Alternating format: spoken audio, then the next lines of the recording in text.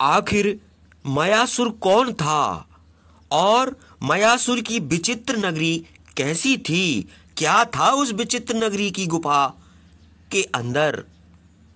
माता सीता की खोज में गए बानरों को हनुमान जी मयासुर की नगरी की गुफा के अंदर क्यों लेकर गए थे? तो क्या है उस मयासुर की विचित्र नगरी गुफा का रहस्य? तो आइए हम जानते हैं कि हनुमान जी बानरों को लेकर गुफा के अंदर क्यों गए थे। तो वीडियो को अंत तक पूरा जरूर देखिए। अगर आपको हमारी वीडियो पसंद आए तो लाइक शेयर जरूर कर दीजिए और हमारे सनातनी धार्मिक चैनल जय करीला धाम को सब्सक्राइब भी कर दीजिए। तो चलिए वीडियो को हम आगे बढ़ाते हैं। युवराज अंगद की बात सुनकर सभी बानर फिर से उठ खड़े हुए और दूने उत्साह से आगे बढ़ने लगे।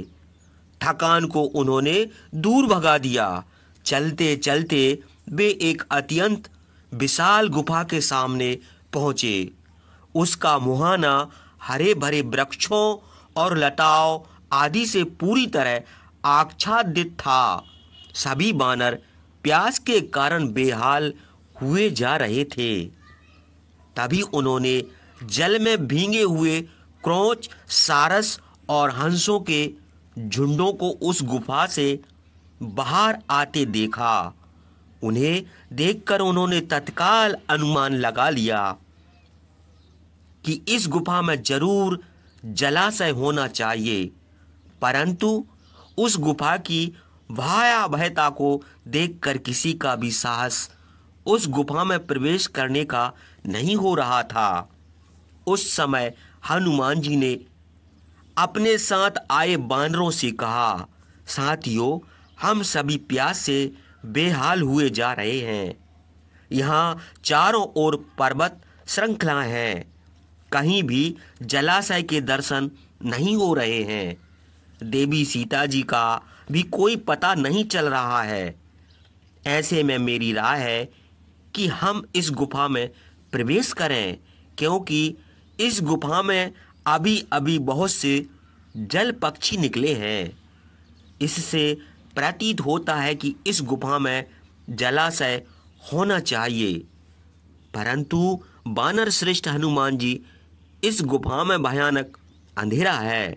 जामवंत ने कहा, ऐसे में हम भीतर प्रवेश कैसे कर सकते हैं? अंगद बोला, हम सब एक दूसरे का हाथ पकड़कर एक पंक्तिबद्ध होकर भीतर प्रवेश करें तो खतरा कम लगेगा। आगे हनुमान जी रहेंगे और सबके पीछे मैं रहूंगा। किसी को भी घबराने की जरूरत नहीं है। उसके बाद सभी बानर और भालू उस गुफा में एक दूसरे का हाथ पकड़कर प्रवेश कर गए। घोर अंधकार में भी वे आगे का मार्ग देख पा रहे थे। बाहर से जितनी डरावनी वह गुफा लग रही थी, उतनी भीतर से नहीं थी। इसलिए उन्हें चलने में कोई अधिक कठिनाई नहीं हो रही थी। थोड़ा आगे जाने पर गुफा में प्रकाश दिखाई देने लगा। वे दूने उत्साह से और भी तेज गति से आगे बढ़े। लगभग 1 योजन तक चलने के उपरांत उन्हें एक अति सुंदर और स्वादिष्ट फलों तथा फूलों से युक्त एक वन दिखाई दिया। वहाँ के वृक्ष अग्नि के समान चमक रहे थे। साल, तमाल, ताल, नाग केसर, अशोक, चंपा, चमेली और कनेर के वृक्षों से वह वन लदा हुआ था। उस वन के मध्य में एक अति सुंदर तपोवन था। वहां पर तरह तरह के सुंदर पर्ण कुटियां बनी हुई थीं। उस तपोवन के मध्य में एक पीपल के वृक्ष के नीचे बने चबूतरे पर एक अति सुंदर स्त्री तपस्यारत थी। उसके चेहरे से तेज प्रकट हो रहा था। उसे देखकर सभी बानर चकित हो गए और एक दूसरे का मुंह देखने लगे। हनुमान जी ने उस तपस्विनी से विनम्रता पूर्वक पूछा, हे देवी, आप कौन हैं और यहाँ किस प्रयोजन से तपस्या कर रही हैं? यह किसकी गुफा है? तपस्विनी ने उत्तर दिया, हे वानर श्रेष्ठ, यह गुफा और यहाँ की समस्त रचना मयासुर नामक राक्षस ने की है। मयासुर ने इसकी रचना अपनी प्रेयसी हेमा नामक अप्सरा के लिए की थी, परंतु देवराज ने कोपित होकर मयासुर राक्षस को मार भगाया। तब ब्रह्मा जी ने इस वन को हेमा को सौंप दिया। मेरा नाम स्वयं प्रभा है और मैं हेमा की सखी हूँ। इस वन की रक्षा का भार मुझ पर है। आप लोग कौन हैं और किस लिए यहाँ आए हैं? आप अपना परिचय दें। हनुमान जी ने कहा, हे देवी, हम भूख प्यास से व्याकुल होकर यहाँ आए हैं। हम सभी महाराज सुग्रीव की आज्ञा से अयोध्या के युवराज श्री राम की भार्या को खोजने यहाँ आए हैं। इन दिनों वे अपने पिता की आज्ञा से 14 वर्ष का वनवास भोग रहे हैं। उनके साथ उनकी पत्नी सीता जी और भाई लक्ष्मण भी थे, पर किसी रावण नाम के राक्षस ने सीता जी का छल से अपहरण कर लिया है। हम उन्हीं की खोज में भटकते हुए यहाँ आ पहुँचे हैं। मेरा नाम हनुमान है। इतना कहकर हनुमान ने अपने साथ आए सभी वानरों और भालूराज, वृक्षवान, जामवन का भी परिचय कराया। उनका परिचय प्राप्त करके स्वयं प्रभा प्रसन्न हो उठी और बोली, वानर राज हनुमान, इस गुफा में जो एक बार आ जाता है उसका दोबारा यहाँ से निकलना अत्यंत कठिन है, परंतु तुम लोग श्रेष्ठ कार्य के लिए निकले हो, इसलिए पहले फलाहार करके जलपान करो और अपनी थकान मिटाओ। उसके बाद मैं तुम्हें इस गुफा से बाहर निकालने का प्रबंध कर दूंगी।